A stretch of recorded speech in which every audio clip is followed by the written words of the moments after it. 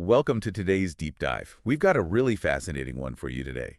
Our mission is to dig into a devotional text. It's just titled Day 14, and it's entirely focused on the discipline of self-control. Right. And specifically looking at this idea that, well, you really have to master yourself before you can even think about leading anyone else. Exactly, and the text starts with this striking ancient metaphor from Proverbs chapter 25, verse 28.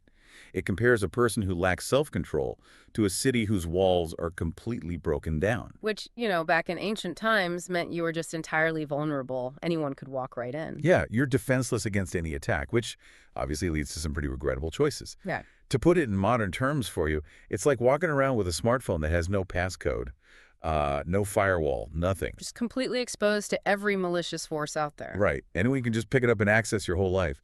So looking at the source, how does this text say we move from being that vulnerable to, actually rebuilding those defenses? Well, it starts by totally redefining self-control. The text makes a point to say that self-control is not about suppressing your personality. Okay, so not just hiding who you are. Yeah, exactly. It's not about pretending you have no emotions or just like being a robot.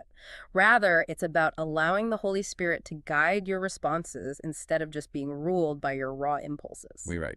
I mean, that feels a bit like a paradox, doesn't it? How so? Well, modern self-help culture constantly preaches the grind, right? It's all hustle and brute force willpower. But this text suggests you actually have to surrender control to a higher power to gain self-mastery. Doesn't that just make you passive? It does sound like a paradox. It's completely countercultural. But the text frames this through a really fascinating theological mechanism. Oh, right. It references Galatians, doesn't it? Yes, Galatians chapter 5. It identifies self-control specifically as a fruit of the Holy Spirit, meaning true self-control isn't a muscle you flex entirely on your own. So you can't just, white knuckle your way through a frustrating situation. Exactly. The mechanism here is partnership.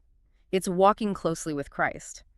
When you prioritize that relationship in a heated moment, it creates this crucial pause. Ah, I see. So instead of just relying on sheer willpower to simply not yell at someone, you shift your focus. Right, that spiritual reliance is what generates the internal space you need to make a disciplined choice, rather than just firing off a purely emotional reaction. That is super practical. And the text actually bridges this spiritual concept right into everyday advice for you, doesn't it? It does. It urges you to literally just pause before reacting, think before speaking.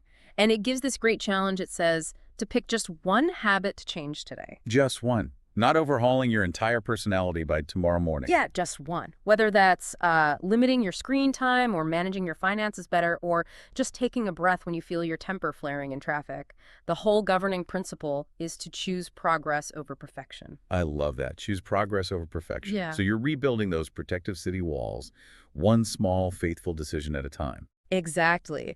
And that brings us to a quote from the text that perfectly wraps up its core thesis. It says, "Self-control is the quiet strength that protects your character and preserves your relationships." That is so good.